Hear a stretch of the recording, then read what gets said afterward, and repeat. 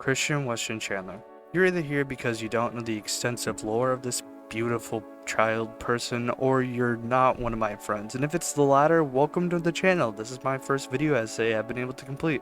Let's not waste any more time though, and just jump straight into the incomplete history of Christian. Christian's early years are normal to an extent. He was a normal kid until one day a babysitter locked him in a dark room for hours. And you know what they say, when you stare into the void stares back. And what Chris saw was horrible. And when the darkness enveloped him, he became autistic. At least that's what in Chris's mind is the origin story to his autism. Chris was born February 24th, 1982 in Ruckersville, Virginia, from his two parents, Bob and Barbara. Barbara was 40, Bob was 53. Chris's first juicy bit of fame came from a contest Chris won when he was 11, where he got $1,000 to spend at a game store and a spot on the news. The news focused on the fact that he had the tism, and that stuck with him for life. Skipping forward to high school, to Chris, this was the most important time in his life where he was the happiest.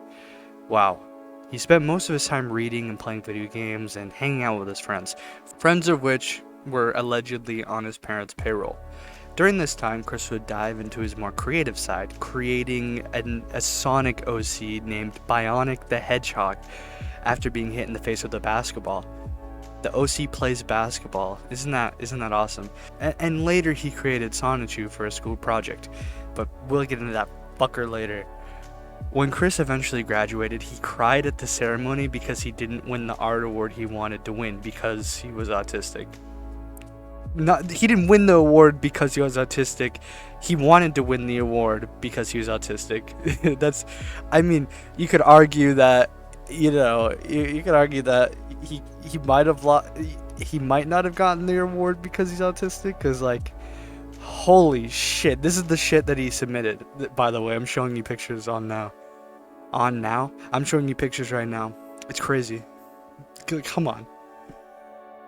Lightning round. This is the first lightning round. I'm gonna explain it right now. I'm gonna say a bunch of random Christian freaking facts, freaking awesome Christian facts. Okay, here we go. Christian was the water boy for his basketball team. Chris was supposedly an honor roll student, which is a shocker, but he could be lying, Chris loved Spanish class. His Spanish name was Ricardo. This will come up again later. Chris's firstborn name was actually Christopher. Him and his parents had his name legally changed at the age of 10. For those of you who don't know, sit down because Jesus Christ. Chris and his parents went to the mall, and the mall had a bear animatronic thing that would interact with the audience via a person in the suit behind it, whatever, Freddy Fazbear, The bear then asked for Chris's name, and the person controlling the animatronic or something misheard him and called him Christian rather than Christopher. And for some reason, Chris wanted to change his name to Christian. Also, and his parents did it.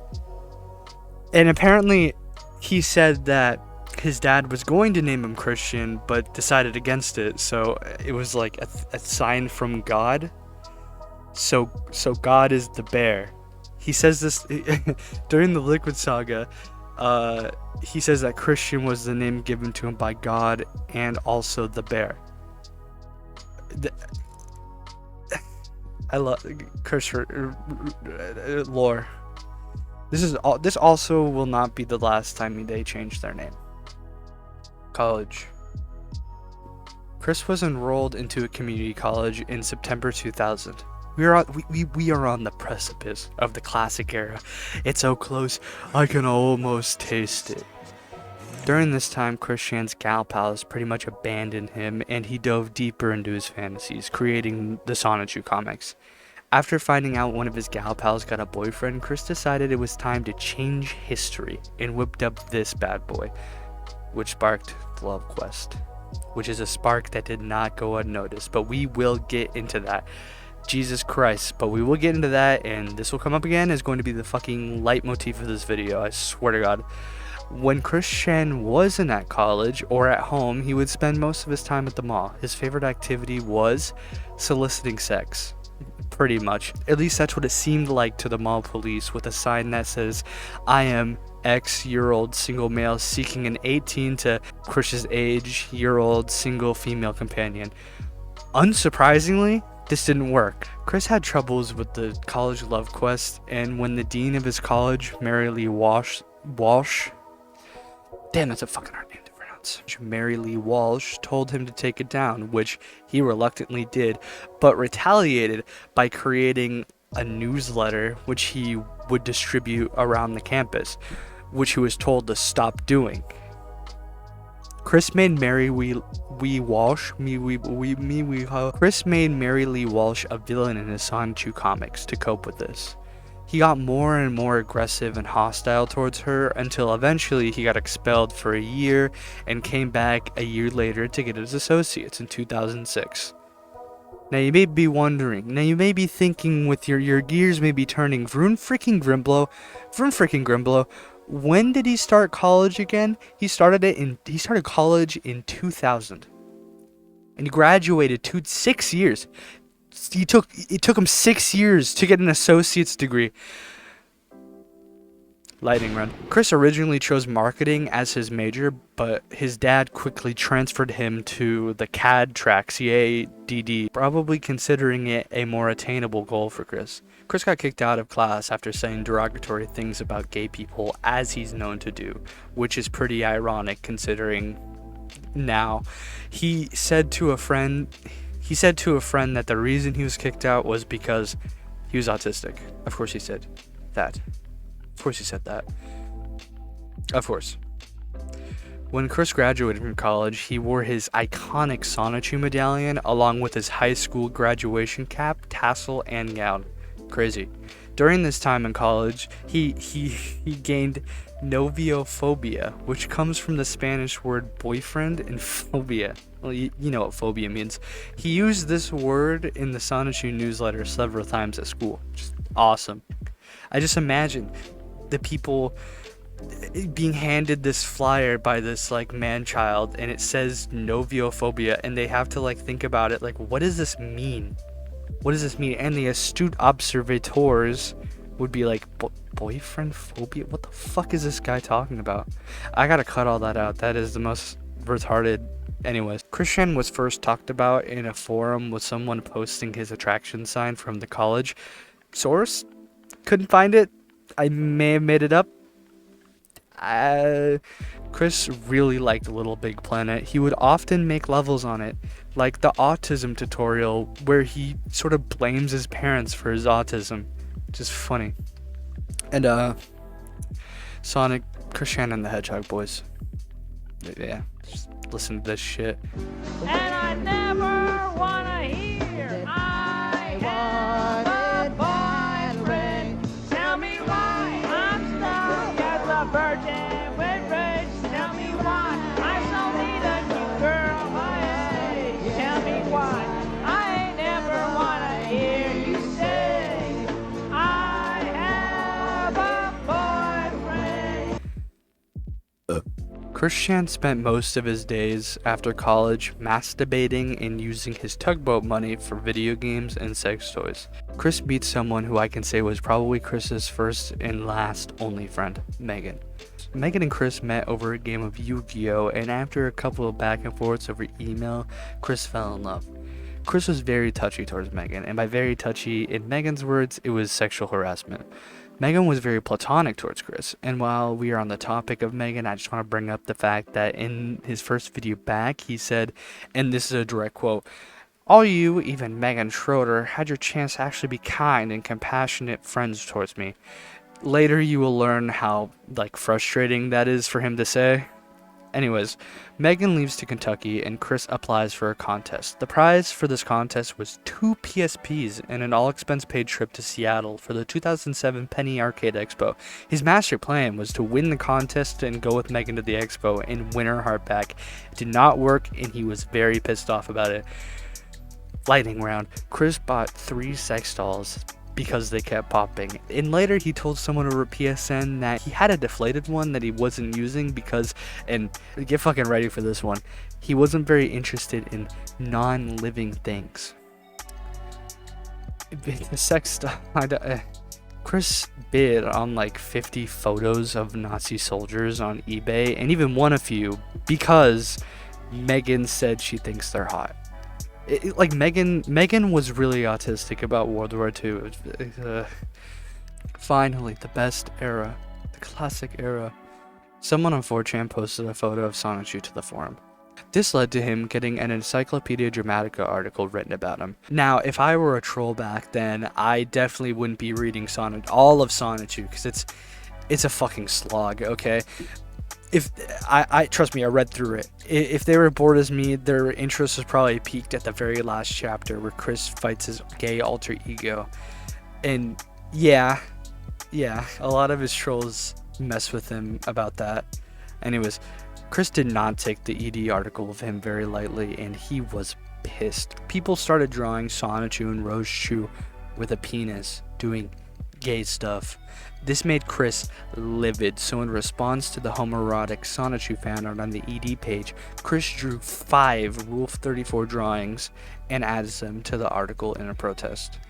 Oh, just whatever.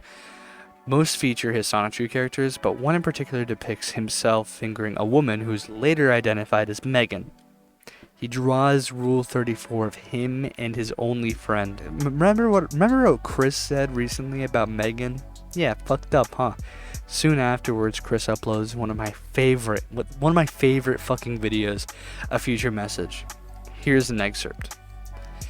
And now, I leave you with the lessons that you should have.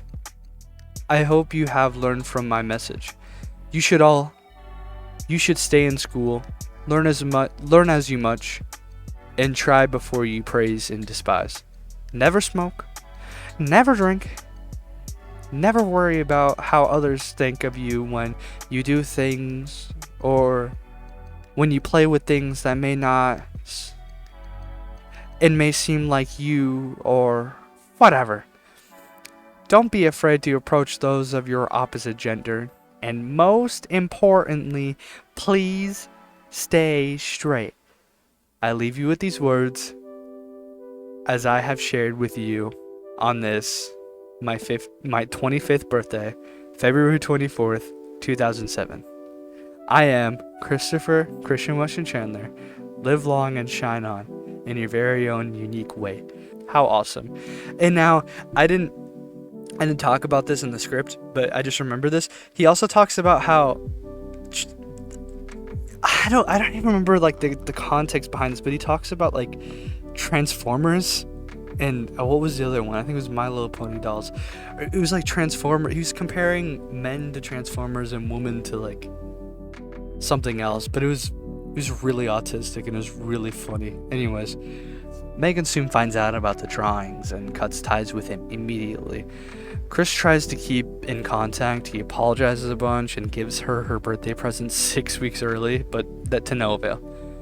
He gets banned from church, and then he gets banned from the game place where he met Megan, but only for a few weeks. And then he got permanently banned from the game place. Finally, this is where the quickie notes where it all began. Chris declares war on Encyclopedia Dramatica on YouTube. He threatens not to release Sonichu 7, and of course, everyone stops trolling him because they're all fans of Sonichu, and they attack his ED article. And when Encyclopedia Dramatica went down for reasons completely unrelated to Chris, he took all the credit. Coincidentally, Chris finds an online girlfriend, Blanca Wise. And if you know anything about like language, Blanca is the feminine version of the word white in Spanish, and Wise is the German word for white. White woman, which is Chris's preference in men. I wrote that. Blanca is theorized to be a combination of a couple different trolls. Eventually, she convinced him to send him his Sonichu medallion, and devastatingly, a troll intercepted the package. The trolls cut the medallion, put it in a pickle jar, and defiled its face with the pickle, which, fuck, I didn't even talk about the pickle phobia. Okay, stay with me. We'll get into that. Actually, we'll get into that now since I'm not sure I bring it up later. Chris's pickle phobia comes from the fact that pickles are kind of penis-shaped, and they are very afraid of penis. Which, as comedic as it is, stems from some trauma they got from being abused by a male teacher in school, so maybe not as funny. Anyways, haha robot voice JJJJJJJJ, JJJ/JJJJ. The troll then lit a medallion on fire and peed on it. A beautiful video. Even after this, Chris still believed Blanca was real. Speaking of Blanca, we need to talk about a character they created. One day, a troll made a MySpace account and convinced Chris that they were the real Blanca, soliciting nudes of Chris wearing his mom's bra and underwear. The trolls later revealed himself to Chris by posting the nudes on Encyclopedia Dramatica and convinced Chris that they were a black transvestite in a pickle costume. This was unintentionally genius because it allowed multiple trolls to become the man in the pickle suit. The pickle man will be a recurring character. During this time, Chris's ego grew, with more and more people pretending to be fans of his work. I'm having a hard time navigating the quickie, and I want this video done before Christmas, lol, so these may be a bit out of order, and if I do get them in order, bonus points for me, I guess. Chris always wanted his son Sonichu to be a real game, so trolls pretended to be fucking Shigeru Miyamoto, who was actually Clyde Cash, who was an infamous troll. That's about that's it for that saga. Anyways, Chris was tricked by a 13-year-old boy who went by the name Blue Spike. They pretended to be a girl online named Julie. This Julie character had an abusive brother named Max. During this time, Chris was also interested in another troll named Panda Halo, and when Chris chose the other troll over Julie, Julie was pissed. Chris suggested they have a threesome. I forgot about that. Clyde Cash made threats against Julie, which forced Chris to upload a video of him admitting he's gay. Then, Panda Halo died tragically in a fire, and Chris did not care. He moved on to his new sweetheart, Julie, which led to them taking their relationship to the next level. Cybersex. The trolls were also there to witness phone sex between a grown man and a child, and they decided to call Chris's father and tell them that Chris was about to kill himself, and Bob walked in on him having e-sex. Awesome. Chris sent Blue Spike a video of him with his sex doll, and during the video he yells, "Julie!" which is a meme. Under the Max persona, Blue Spike hacked into Chris's Yahoo and PSN accounts, threatening Chris that he would either take Julie away or sell both of his accounts on eBay. He goaded Chris into doing various embarrassing things in order to get the account back, which included raging and stating that he's a homo and declaring Billy Mays as the new mayor of Quickville. Blue Spike then told Chris that Max had Julie captive and convinced Chris to drive all the way to Cleveland, Ohio from Ruckersville, Virginia. After she was obviously not real, Chris went back home and said that it was a nice experience, which, in all honesty, I believe. That drive was probably nice and quiet. Chris believed in Blue Spike up until he told him to shove his medallion up his ass, which Chris did. Then Blue Spike got kicked out of the trolling group he was a part of for taking it too far.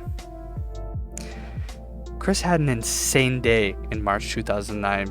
After being heartbroken by Blue Spike, Chris decided to go into the real world to find a sweetheart, Emily, who was the head of the Sonichu Fangirls, which is a fan club of girls that love Sonichu. They eventually went on a date to the mall. Chris brought his 81-year-old father. How endearing. After telling Emily that he does not in fact shit himself, the man in the pickle suit appeared.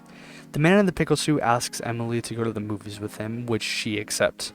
Chris fucking rages, calling the man in the pickle suit and calling the pickle man a troll, eventually yelling out, "He knows Clyde Cash," in the middle of the mall.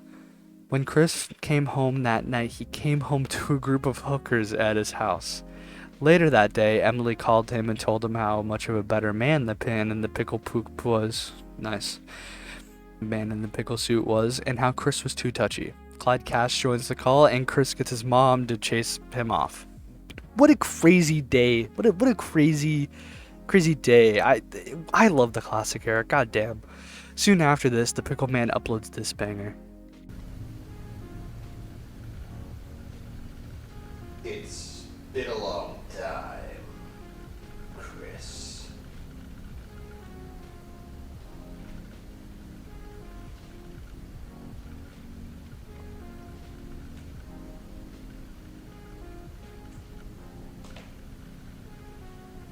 I'll cut right to the chase. I'll tell you why I'm here. You see, I've had enough. Everyone has had enough. No more of you and your dates and your emails. No more sweetheart searches. No more nothing. I'm here to put a stop to it. You see, your virginity is my business and mine to control, not yours. Allow me to clue you in on a plan I've had for a while now. You see, I went out at night into the streets of Virginia. There, I found every prostitute and hooker I could find. And do you know what I did? I found each and every one of them, and I told them,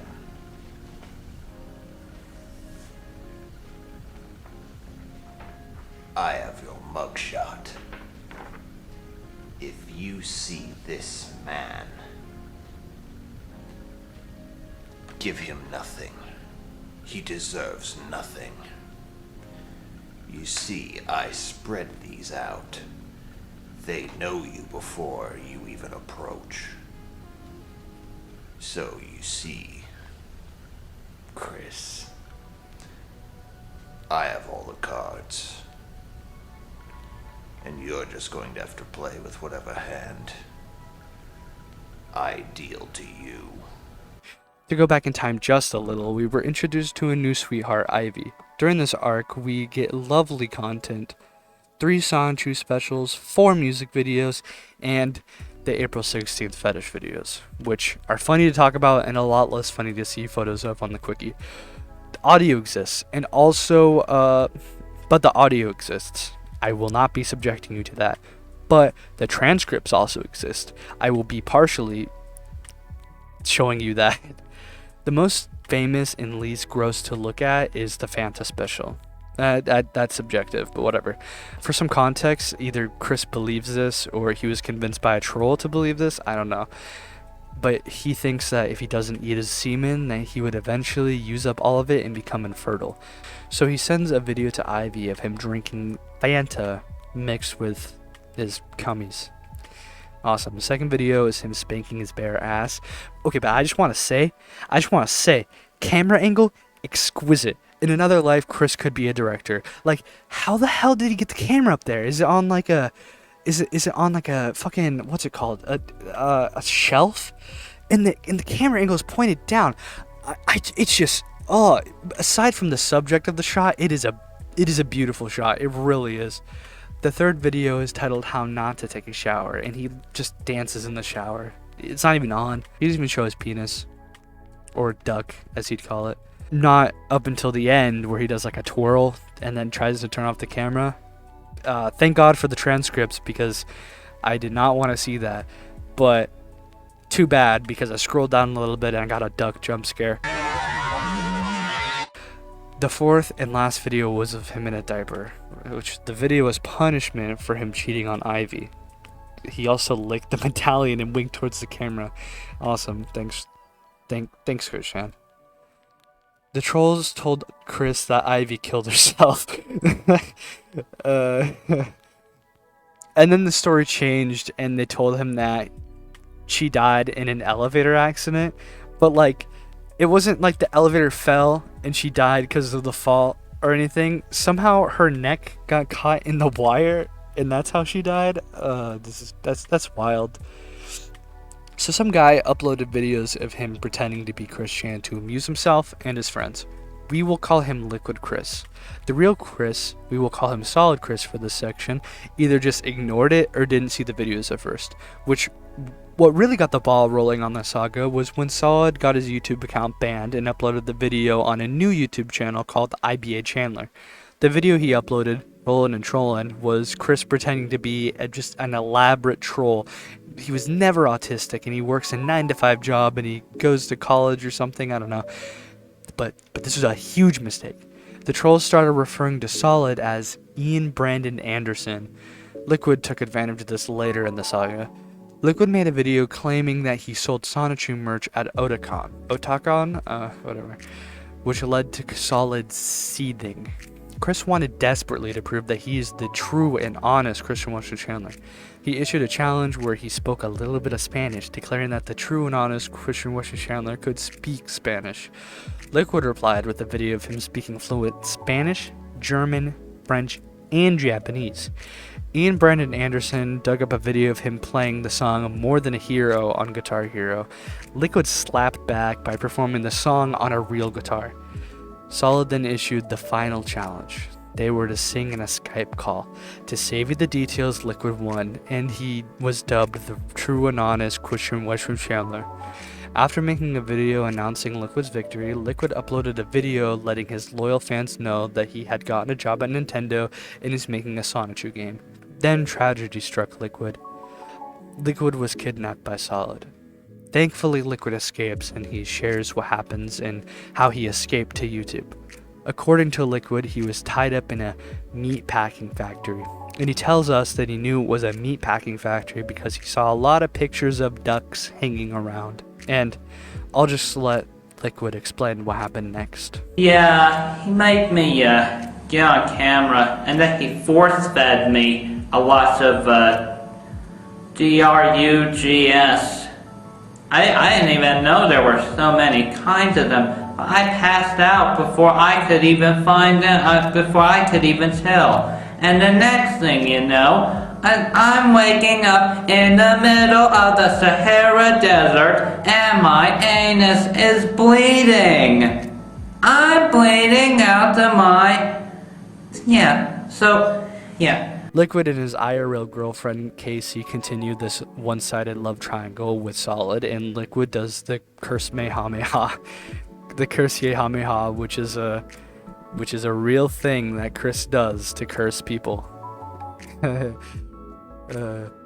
Eventually, Liquid leaves his trolling life behind to chase bigger dreams. Liquid Chris remarried Casey, and later he acquired a BS in oncology, and he currently works as a cancer research doctor. What a nice end to that saga. There's probably more, but I think I got it mostly covered.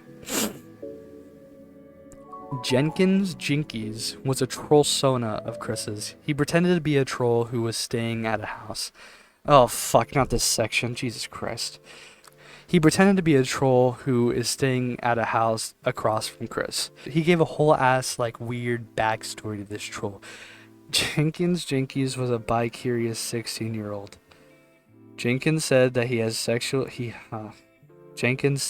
had sexual relations and intercourse with his friend Jerry, which people, I included, think is weird because like Chris is super homophobic and I don't think about Chris's future. But also like it could be this weird thing where Chris thinks all of his trolls are gay or something, which makes sense because all of the chicks he tries dating ends up being dudes, so I don't know. Jenkins made an article talking about how he was following Chris into a Burger King, and then the post devolved into him ranting about the part-time manager who didn't give Bob and Barb the proper respect they deserved. I love how even when pretending to be a guy who hates Chris, he sure doesn't like it when Chris isn't being treated right. The forum this was taking place on was created by the trolls and was only like a couple of days old. Chris believed that this site was the trolling hub. To join this elusive club, Chris needed to submit an application video. For his application, Chris makes a video of him putting on a deep voice with a shirt on. Oh, this is awesome. Chris makes a video of him putting on a deep voice with a shirt over his face in the middle of a Goodwill. I hate Christian Western Chandler because he is a lazy slob. The money is wasted on him. He doesn't have to work for this money. Damn him. And also, he is unfriendly to us males. He should be friendly to his males. Really ticks me off. Can you fucking imagine seeing this in a Goodwill? Like, just some dude standing there recording with a fucking... For some ungodly reason, Chris's first post on the trolling forum is him detailing the first time he had sex, which was a criminal encounter he had at a summer camp with another camper. What the fuck? Like, genuinely, what the fuck? Why? As if it wasn't obvious enough that Junior Jenkins was Chris, he also went out of his way to praise Chris for his ingenious schemes in halting the trolls, which is awesome. For some reason, most likely in an attempt to scare the trolls, Chris detailed how he had an encounter with Patty Chandler, his dead dog, and a 7-year-old version of Chris. Using the fake forum, trolls convinced Chris to remove the antenna off of his PS3, being tricked to think that it was like a bug or a hack. This didn't affect Chris, however, so that either means Chris had his PS3 hooked up to the Ethernet, or he put the antenna back after realizing what happened. But removing the antenna avoided the warranty, which is exactly what the trolls wanted. The next thing the trolls did on the Trolling Train forum was when Clyde Cash posted multiple bounties for the destruction of Chris's PS3. $9,001. Truly an epic lols. Chris really wanted that money, so he happily obliged, and Jenkins let the forum know that he saw Chris destroy his PS3. Chris misinterpreted the rules, however, and did not get the money through Jenkins, but he did raise enough money to get a new PS3. Chris abandoned the Jenkins persona after the PS3 destruction. It was later found out through leaked emails that it was because Chris was afraid that the police would raid the forums and he didn't want to get caught trolling himself, I guess.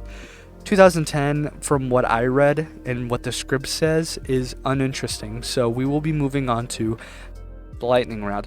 Asperchu is a comic about Sonichu, but instead of autism, he has Asperger's syndrome, which is like the same thing, but whatever. Chris believes Asperger's sufferers are stealing the limelight from us artistics, which, again, that's really funny. Chris became a male escort with the alias Carlos Chantor. His availability was as an accommodating male, master slave, model, masseuse, stripper dancer, and escort. A troll called and asked him if he was into water sports, which he responded insanely flustered and hung up. After Chris's medallion got destroyed, he told the internet that the medallion isn't the object that gives him true and honest power.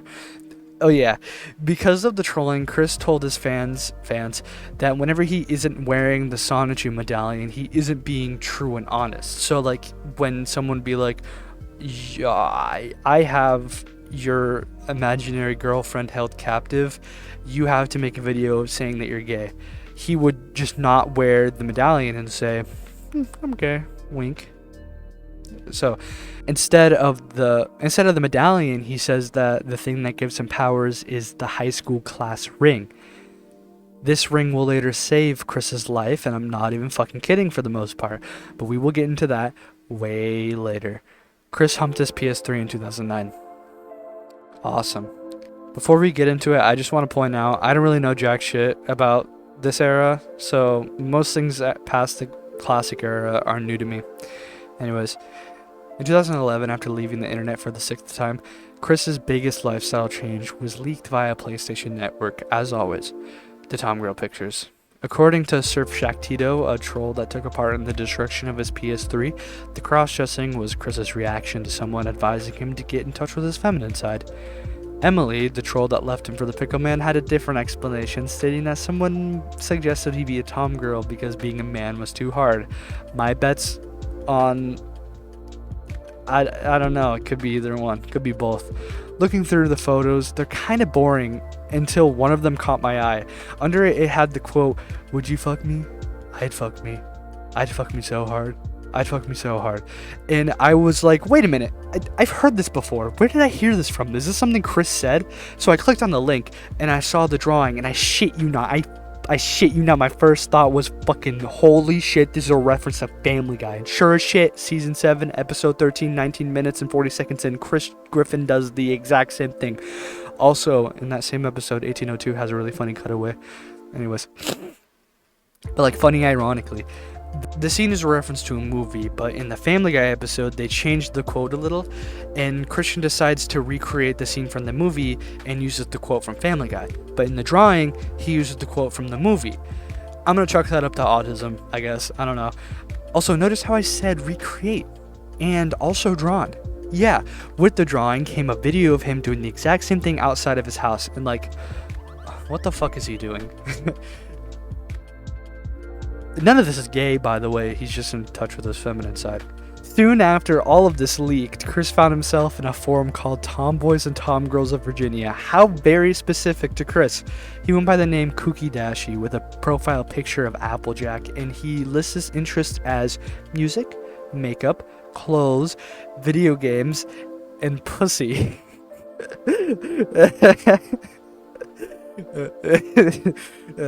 Chris's first post was an introduction. After listing his hobbies, he writes, "I shit you not, I am also empathetic, so I can understand other people's feelings as well as my own. I am a dynamic and complex individual." Amazing how completely wrong that is. Insane how off the mark Chris is with that. Anyways, the second post, he talks about how he came out to his parents, which comes as a surprise because you'd think he'd keep that in, but you can take a guess how his elderly parents reacted. His father threw the damned fag card at me, a real quote, but he made sure his parents knew that he would stay straight. Chris then begins to talk about how finding a job is hard, which, like, I doubt he's even trying to find a job, or maybe the employers are looking up his name on the internet and finding everything. After letting Chris yap his mouth, the trolls finally took action, declaring that it's time for their annual July meetup, where the post suggests the users of the forum to show a sneak peek of their outfit and also asks the users if they have any suggestions for the date, time, and location. Chris suggests Applebee's. After Chris gives 10 amazing facts about him, including number 2, I am empathetic, and number 7, I have had happy years in high school, a troll pretends to be a tomboy from Thailand, which, for those of you not paying attention, is a girl who dresses and acts like a boy, which in Chris's mind would be straight. Chris isn't that retarded though, and smells the troll immediately until someone else comes onto the forum and discusses going on and the aftermath of a fake date that went on, which convinces Chris, prompting him to apologize. How nice of him. Chris gets into an argument with a forum user about how he doesn't have any friends. When someone suggests him get a Facebook account, he says, "Socializing online sucks, real life better," which devolves into Chris ranting about trolls, and at the end, when he finally snaps and brings up the author of that comic book series featuring that yellow hedgehog, Sonichu, if I remember correctly. I love how he assumes that everyone knows who he's talking about when it's just him, which ironically they do know who Chris Shen is. But to assume that random people know who you are is fucking crazy. You know who Sonichu is? Insane. That's like me being like, guys, from Grimplow. I'm from Grimplow. That is retarded. Cut that out. Or not, I don't care. After the very real After the very real Tomgirl forums gets attacked by trolls, someone pretends to be a cybersecurity expert. This sparks a very short saga called the Calling Out Saga, in which Chris leaks the fake identities of multiple trolls and demands certain things from the trolls. The trolls ran with it. Chris called out 4 other trolls and demanded them apologize, and also one of his demands was for a troll to put a billboard in New York City saying that Chris is straight. Awesome. The Calling Out Saga came to a sudden end though, because sadly a genuine tragedy struck as Bob Chandler died September 6th at the age of 84 due to a heart attack. Not even a month later, Chris and Barb were arrested for assault. Chris had heard that the game place was under new management, so he had assumed that maybe his ban would be lifted, but the new manager of the place was the man who banned him in the first place. The internet is unsure how the altercation started out, but Chris ran over the manager with his car. Presumably to protect Chris, Barb switched seats with Chris and then also ran over the manager with the car. The cops arrived and they got served. Barb and Chris each had a $1,000 fail to stop charge and was amended to be a misdemeanor. Barb was charged with assaulting a police officer. This was also amended to be a misdemeanor. Chris was charged with trespassing and assault. The person he assaulted was probably the store manager. After the scuffle, the basic thing that happened was After the scuffle, the next big thing that would happen to Chris was in April 12, 2012, where Chris finally lost his virginity to a prostitute.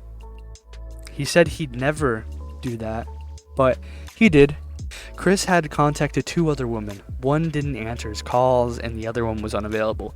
The third hooker told Chris to come meet her at a local motel. A motel. I'm not going to detail it like the quickie does, but God is it funny.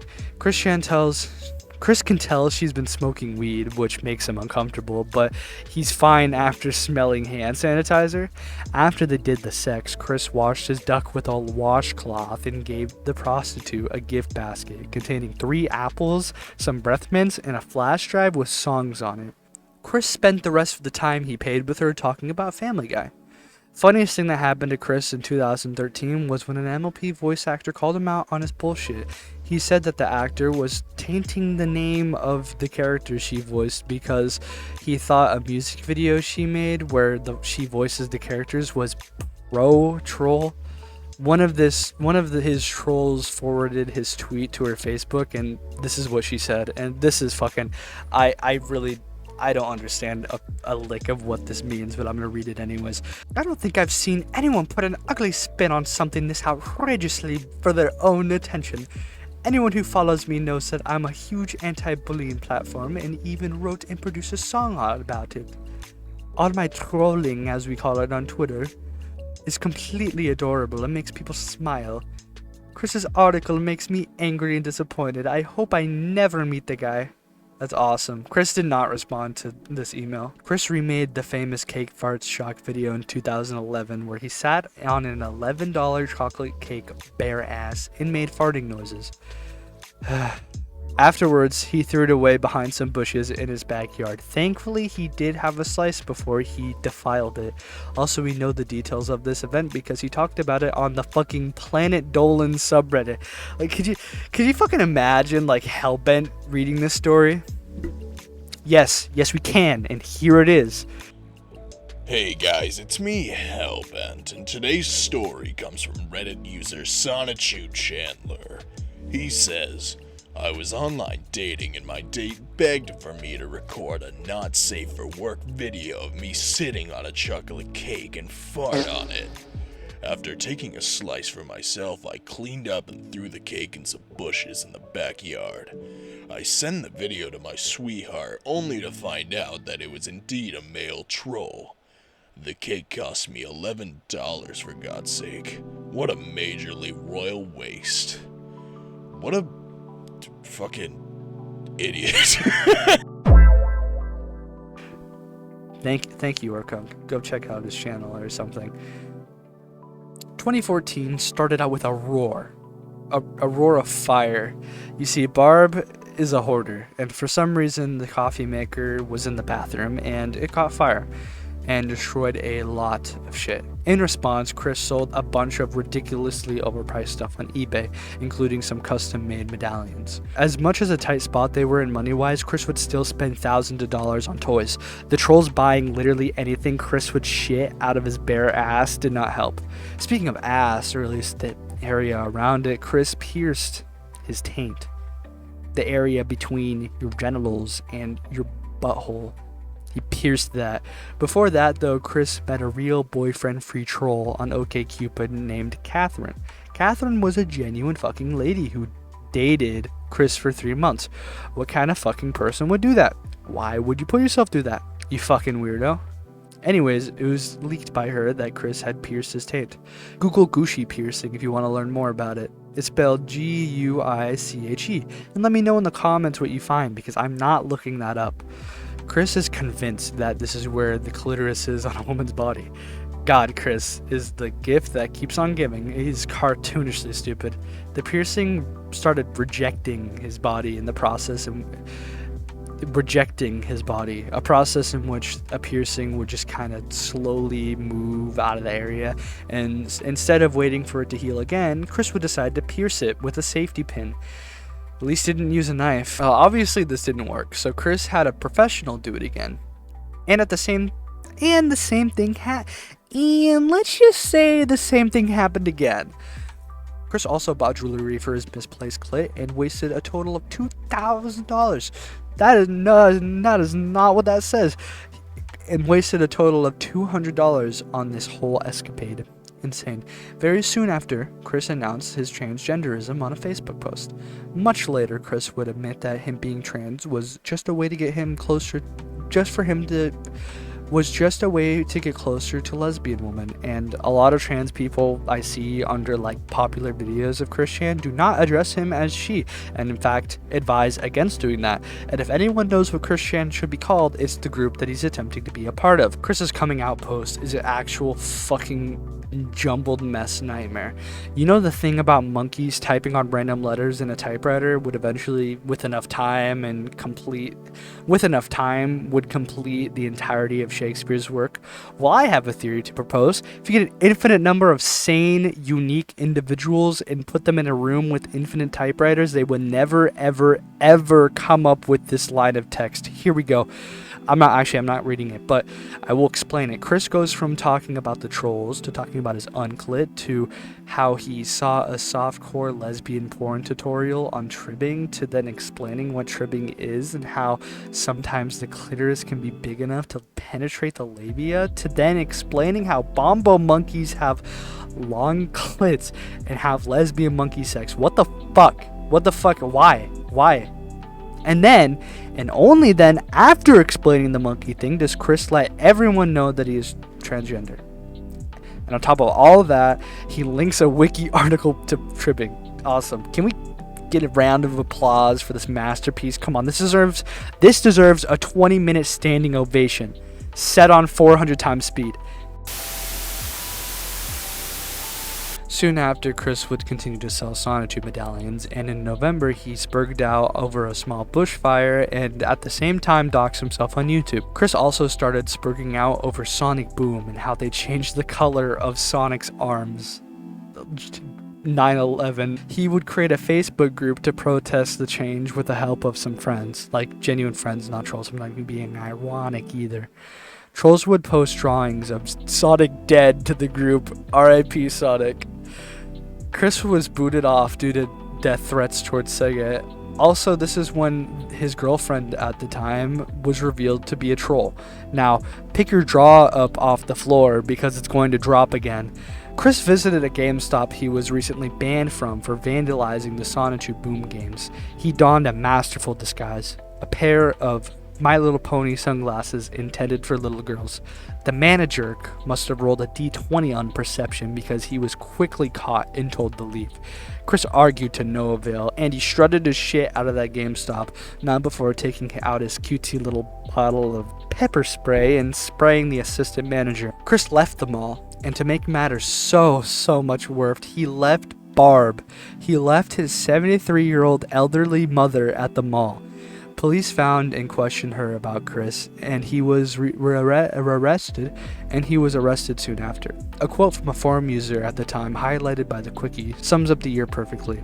Starts off the year by burning down his own house, ends the year by going to jail for assault. Bravo. Bravo, Chris. 2015 is a boring year for Chris, selling more shit, going to more cons. However, Chris did begin working on Sonic 11. How long is the gap between Sonic 11 and 10?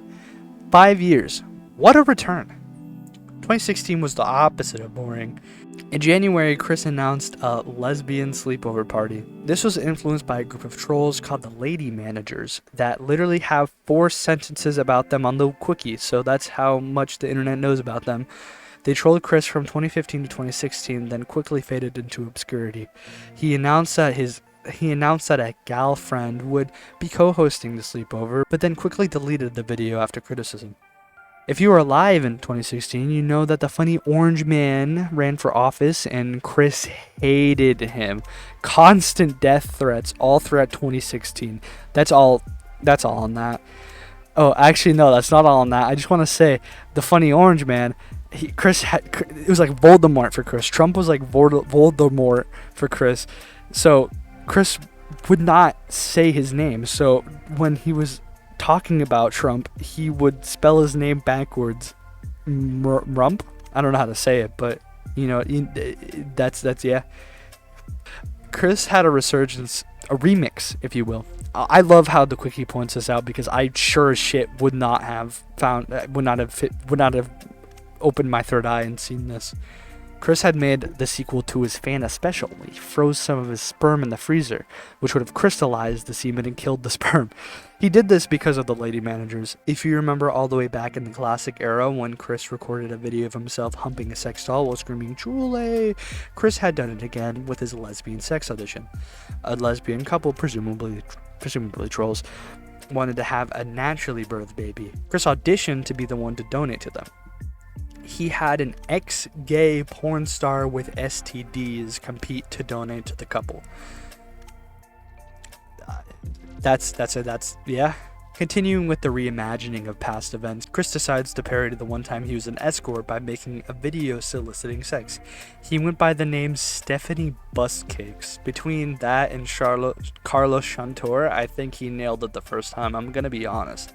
Chris is pretty pricey too, $50 for cuddling and $100 for just about anything else besides anal. Also, no men. Sorry dudes, better luck next time. Okay, what's the last silly remix he did? So remember when talking about the unclip, I said, well, at least he didn't use a knife. Before I get into this, I feel obligated to tell y'all that this next part is really disturbing and shows how bad Chris's gender dysphoria is at this point.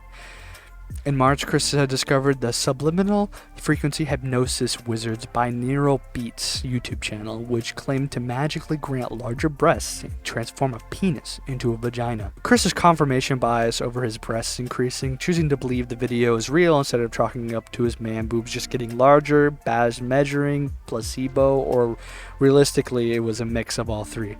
He then moved on to the second thing. Chris would poke at his taint, believing that there was actually a real china under there. The video said that it would take 6 months to complete, but on month 4, he gave in and cut it open. He cut open his taint in an attempt to speed up the process. Chris announced this, as well as shared photos of his wound and taint over Facebook, and people were disturbed, which, yeah. People commented and texted Chris to go seek medical attention. Chris responded with a Facebook post saying, "Feeling annoyed. I've had my labia area examined last night. No infection at all. I'm clean." People would continue to reply to Chris, telling that though it may look uninfected now, it is a very deep cut and it could get infected later. Chris later points on his Facebook that this was all a ruse to trick the trolls and he never sliced open his taint. Eventually, Marvin, aka the man in the pickle suit, texted Chris and told him to go to the doctor. He had to go to the doctor twice because the first time he lied and said his testicles hurt. He finally admitted it was a wound and he was very ass mad about it, according to Marvin, typing in all caps, "Fine, it's a wound, okay, God!" The financial crisis is in full effect. Barb is being sued because she owes so much money, so her and Chris begin to beg on the internet. Speaking of Barb, may I remind you this takes place in 2016 as a response to a relationship between a mother and son in Mexico. Chris goes on to defend them. He defends them, and it gets worse. It literally gets worse. Chris weirdly assumes the child has social problems and financial problems and says that the mother couldn't bear any children? Weird parallels. Maybe Chris is projecting, perhaps. Maybe it gets worse. Christian then tells the whole ass Facebook that he had dreams of having sex with Barb. This shit is so prophetic. Look at this god tier foreshadowing that One Piece dick riders me wishes Oda could do. Anyways, the financial crisis takes a toll on Chris and Barb. So Chris sells some of his more iconic shit to buy more toys and a $400 necklace for Barb. Chris rediscovers Twitter and gets blocked by a My Little Pony voice actress and finally resumes working on the Sonichu comics, which leads us into Christian has a Sailor Moon fetish, which, good gravy, they're all minors. Hey, a return to the subliminal hypnosis video, transferring fat from his belly into his ass. How awesome. Chris sold his father's stamp collection for money and wasted it on video games and toys. Shocker. Even more shocking is that his white knights raised at least $40 a day on average for him. Look, Barb's bank account was in the red by over $800. Non-trolls told Chris to get a job to help Barb. Chris did not want to get a job, but in a moment of desperation, Chris sold the Sonichu totem for $1,400 on eBay. It was bought not even an hour later. Like I said, the trolls will literally buy anything Chris shits out of his fucking ass, I swear. Chris spent $400 on a gold necklace for Barb and $750 on Skylanders.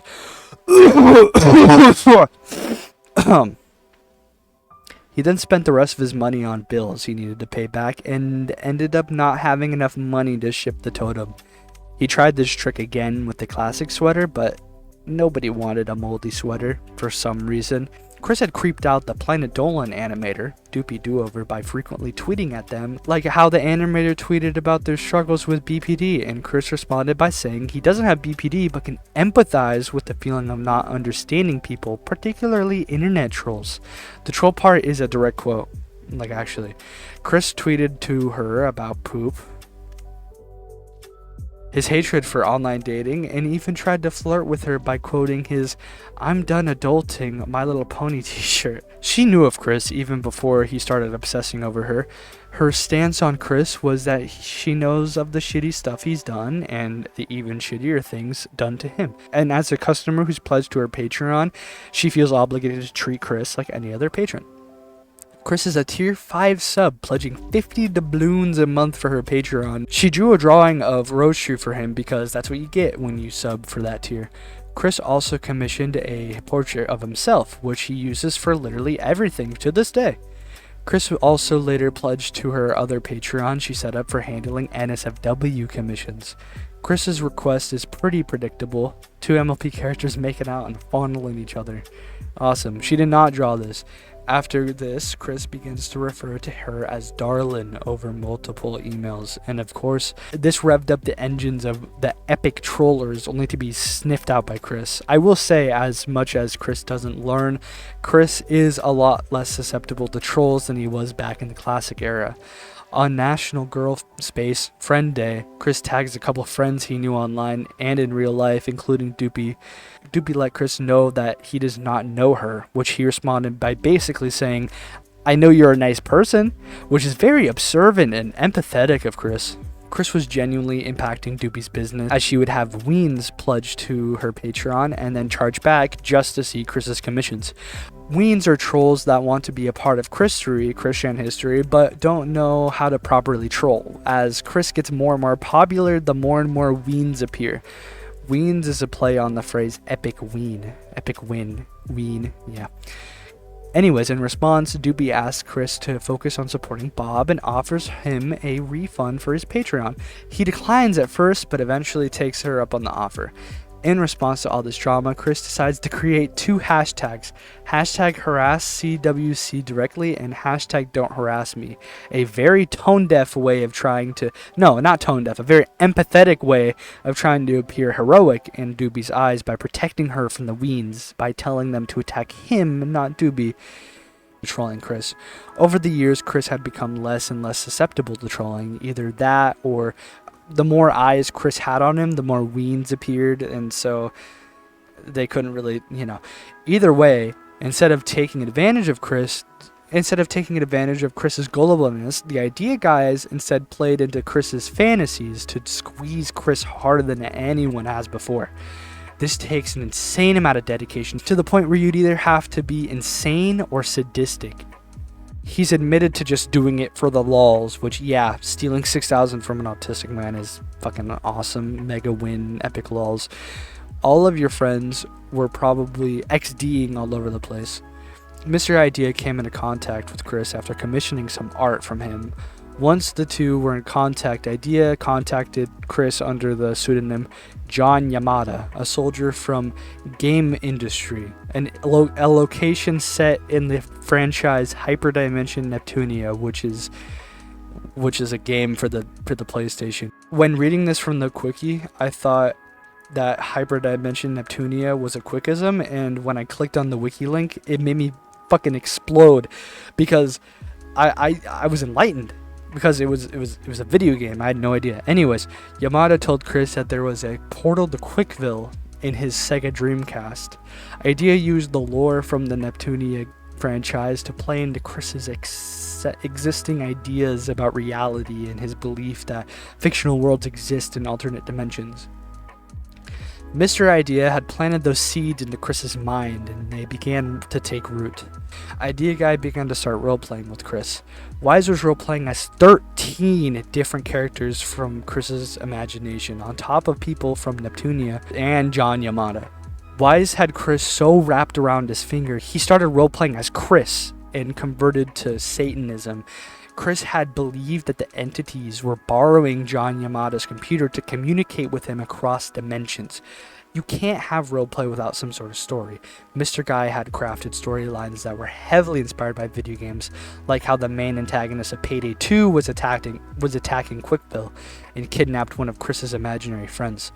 Through a series of audio messages and edited photos, he had made Chris believe that Quickville was being occupied by Russians and Nazis. You think as the creator of Quickville, Chris would have just reversed all of this, but whenever Chris tried to use his creator powers to fix something, Wise would just be like, "No, I made it worse," and Chris would just be like, "Fuck, I'll have to try again." Like how one time the Idea Guy told Chris that Jamsta, an OC that kind of embodies coolness in Chris's mind, had been arrested for molesting Punchy, basically like his OC for Knuckles, and Tails, the fox.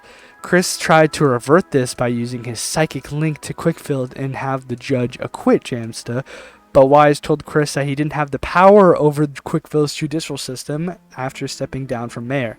Chris then tried to get the jury on his side to no avail. Soon after this, Wise told Chris that there was a mob out to get Jamsta and sent him a photo as proof. Wise convinced Chris that everyone in Quickville was a Satanist and atheism, Neptunia, and Islam were the main beliefs in Quickville. Chris tried getting one of his OCs to revert the change. Wise countered him by making the OC a Satanist too. When Wise's John Yamada persona first contacted Chris, he used lore from the Hyperdimension Neptunia video game franchise to say that Chris's Sega Dreamcast console possibly contained a portal to Quickville. Chris decided to run the console for 24 hours, placed his hand on it, and felt a shock, and imagined that it meant that the Neptunia goddess within it was possessing him. Furthermore, after having been in contact with Wise's Neptunia CPU goddess personas, Chris decided to abandon the Christian religion in favor of Neptunia. And he cited that a reason he did this was because he could actually communicate with the Neptunia goddess. Eventually, after the Idea Guys were ousted, their influence resulted in Chris identifying as a goddess, like a god. CPU Blueheart was the name of this weird OC. This wouldn't be the last of Christianity though, not until way later, but we'll get into that. I'm not going to go into every single thing the Idea Guys did to Chris's mind, just the important bits, but a lot of this is just copy paste from the quickie. Because there's genuinely not much else to say besides, this is what the Idea Guys said. This is how Chris responded. This is the most kooky Chris has been up to this point, and honestly, deep diving into who the fucking Teen Troon Squad is not the most interesting thing to me. This video peaked a long time ago. I'm running out of oxygen under this blanket. Anyways, Chris believed that his imaginary friends Magi-chan and his father figure and mentor Mewtwo had gotten into a love triangle with Sylvana, I don't know. Some OC. 2 months later, the Idea Guys pushed further and got Chris to believe that he married Magi-chan and became a part of the polyamorous marriage. Additionally, they brainwashed Chris into believing that this made him bisexual. The Idea Guys also made him get into fitness. Fitness, little wiener in your mouth. Seriously though, they tried, did not last long. Not shocked. With the rise of the Idea Guys came the rise of the Guard Dogs, composed of the Captain, Marvin, and later Noel, who is the owner of Kiwi Farms. Their goal was to work together to dismantle the Idea Guys' schemes and push for legal action to be taken against them. Spoilers, it didn't happen, but the Idea Guys also convinced Chris that they had one of his imaginary lovers held captive and needed to punch his elderly mother to save her or something. Chris told Wise that he did it, but there's no proof that he did. The Idea guys were finally toppled after they went too far and started extorting Chris for money. The Idea guys had convinced Chris that there was a super weapon in Quickville capable of blowing up the moon, which would destroy Quickville after the moon rocks fall back down. They began to ask for gift cards, and one of the members asked for $20,000, sitting on a bunch of blackmail, including reporting him to the FBI for being a pedo, and the reason of which is because he was at one point attracted to a minor when he was a minor. That makes sense. And a video of him reacting to grotesque porn, whatever that means. Kiwi Farm members had tried to free Chris by doxing Joshua Idea Guys Wise, which nobody really paid attention to. The Idea Guys had made a fatal mistake by forcing Chris to sell his high school graduation ring, a source of his power. That buyer was a guard dog member, the captain. Captain used the Idea Guys' tactics against them by telling Chris that the ring started telling him through Morse code that the CPUs, for those of you forgot, those are the goddesses the Idea Guys are role-playing as, had been hacked. After the captain cracked his fingers and edited a photo of the ring glowing, Chris wholeheartedly believed him and gave the captain access to Discord to scan for viruses. The captain teamed up with Marvin, aka the man in the pickle suit, to gather evidence, telling Chris to take a break from the internet and catch up on TV shows the Idea Guys had banned him from watching. The captain, with Marvin's coaching, roleplayed as Chris in the Idea Guys' Discord server to stall while Marvin worked on capturing Discord chat logs. Marvin eventually wrote a script that scraped all of the autism from the Discord. After it was done, they had stopped. Their job was done. The Idea Guys freaked out and deleted everything, but it was already too late. Chris had been freed. The Idea Guys attempted to make contact with Chris one last time, but they got fucking cooked by Chris. They tried roleplaying with him, and Chris responded, "I'll do it for $600. They didn't respond again. Rare Christian W. Ultra rare, 1 out of 1 Christian W. Idea Guy is like glitter. We're going to be finding bits of him in Chris's ramblings for years. And that dude sure is right. Chris believes a lot of the stuff that he was fed from the Idea Guys. Chris believes in the CPU goddesses. Chris believes in Quickville being real. He believes in spiritual possession. Chris also believes that the real world and the fictional world will collide in an event known as the dimensional merge. His delusions may have gotten a million times worse, but at least they're controlled by him. After the Idea Guys, not much of note happens. In the words of the internet, he fell off. Not to say his presence online wavered or his trolling stopped, people just lost interest. He tried his best to make money selling art, his old shit, etc. As Chris's mental state takes a decline, so does my interest in Chris, to be honest. A gay white knight who wanted to fuck Chris planned to go to Virginia to do that, and Chris discouraged him from doing that, which is funny because, you know, Chris, he's on the other end of that coin. That's silly. The guy turned Chris against Noel and Kiwi Farms, which is surprising since they've been helping Chris. In 2020, Chris began body swapping with Sonichu as a coping mechanism for not being able to go to any of the conventions he'll probably be banned from. He voted for Lisa Simpson in the 2020 presidential election. 2021 continues with Chris being delusioned into thinking he's Sonichu. Chris still wants the merge to happen, and it's basically all he talks about. He planned to use a taser to electrocute his collection of crystals to start up the dimensional merge. He was convinced not to do it. He was then convinced not to do it. Speaking of convincing, someone who pretended to be a psychic convinced him to stop roleplaying as Sonichu and ends his nearly year-long roleplay. Now, this is during COVID. Chris and Barb desperately needed that food, desperately needed that stimulus check money. Now let's do a silly little quiz. Hey, I'm Thomas Chelk. Let's do a silly little quiz. Do you think Chris spent his money on A, food, B, Barb's debt, C, bills, D, a subscription to magical crystals? Vote now in the comments.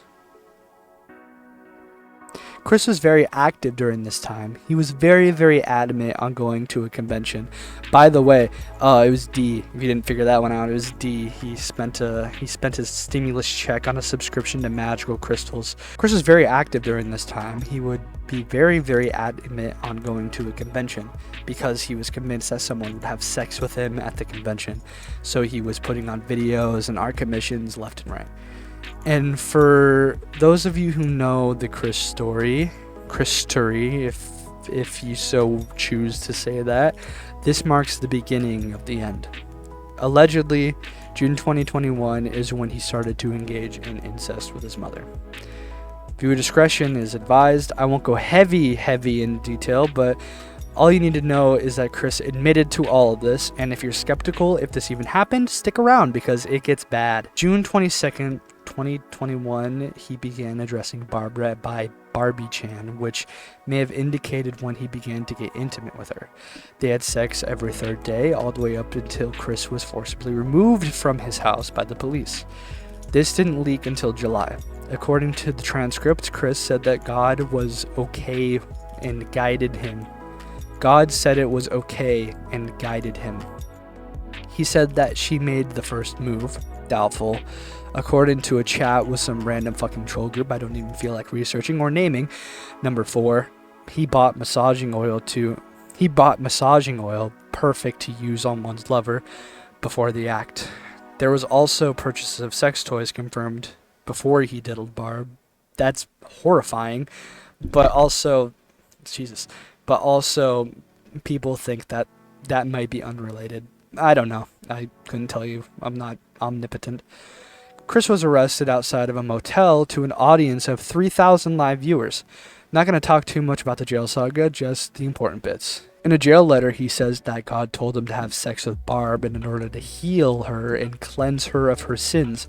In a later letter, Chris mentions that soul bonding does not necessarily constitute sex, which implies that it can be.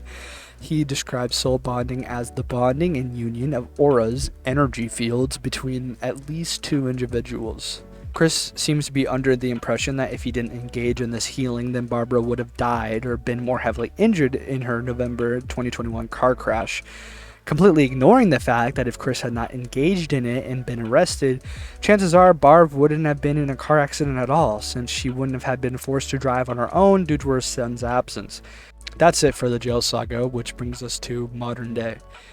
Chris was released from prison on March 27, 2023. During his sentence, he released many letters, most uninteresting and unimportant, except for the fact that Chris had taken a huge fascination with Christianity. Even before the ID guys, Chris was always a very spiritual person, and as time went on, it got more and more wacky. Chris currently thinks that he's the literal reincarnation of Jesus Christ. Chris kept off the internet for a while until presumably a troll/handler convinced him to start live streaming. He came back with some weird video where he started singing about Team Rocket and jail, and then he talked a whole lot of nonsense about stuff and then started singing again. The video had some video editing that some people completely doubt Chris could do on his own, which kind of confirms that the person taking care of him, who goes by the name Fluttershy, is encouraging him to do this. Chris made a Christian play where he inserts himself and Sonichu into the Bible, I think. And yeah, that's it. That's pretty much it. Doing my research, I'm glad to say that my opinion of Chris did not change. From the very start, Chris wasn't a good person. I believe he had room to grow, but his upbringing did not give him the tools to be a proper person. He had the potential to be good, just like everyone else, but I really think that, Bob and Barb didn't do a good job raising him, and, yeah. Nature and nurture, whatever. I don't want to get existential at the end of a fucking Christian video, okay? But I just did, alright? But it really makes you think, was it avoidable? The shitty behavior, the degradation of his sanity, and the grasp of reality, the abuse, the abuse towards his mother, we can't know. There's no good guys in this story. There are definitely villains. There are no good guys, though. There are no good guys in this story, and there are plenty of villains.